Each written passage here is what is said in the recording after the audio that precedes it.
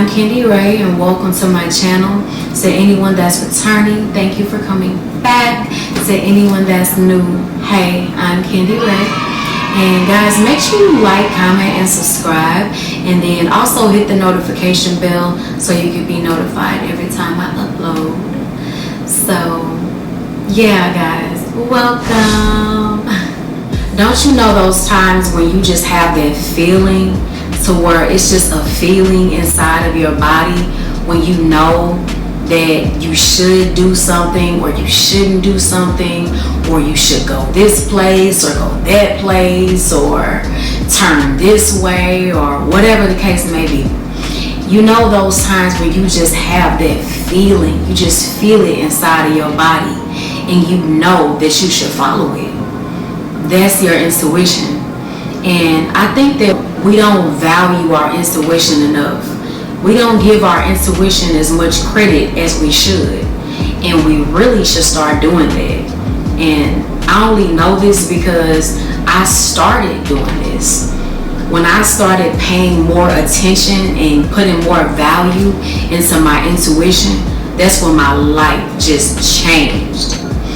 What is intuition though? First thing, your intuition is just that gut feeling inside of your body, and it's just a knowing that you have to where you're guided to do certain things or to, or to make certain decisions. It's just a knowing or a feeling inside of your body. And your intuition is also called your higher self. And your higher self is like, what your higher self is your higher self sits up high and it knows every single thing about you. Your higher self knows your past, present, your future. Your higher self knows everything you want way before you even want it. So, and your higher self and your intuition is all connected to the universe. Your higher self and your intuition is God, really. When we learn how to trust our intuition and to trust how we feel, is all going to help us really, because our intuition is leading us to every single thing that we've ever dreamed of, and it's leading us to every single thing that we want in life. So it's really, really important to start to learn to trust your intuition, because your intuition is connected to your higher self, and your higher self knows everything you want. It knows your destiny, and it knows your mission in life, and is leading you to all of those things. But we have to learn how to trust it. So yeah, the more and more that you feel your intuition, and the more that you learn how to trust it, and the more that you lean on it, the better and easier it's going to get. At first it's going to seem difficult.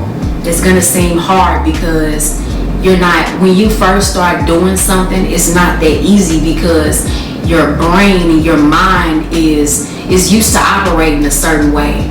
And when you introduce new information to your mind, it kind of like acts up a little bit. It kind of knee jerks. It has to acclimate to this new information. It has to acclimate to you trusting yourself first. And one of the ways that you can learn how to start trusting your intuition is just, first of all, meditating. When you meditate, you're clearing your mind.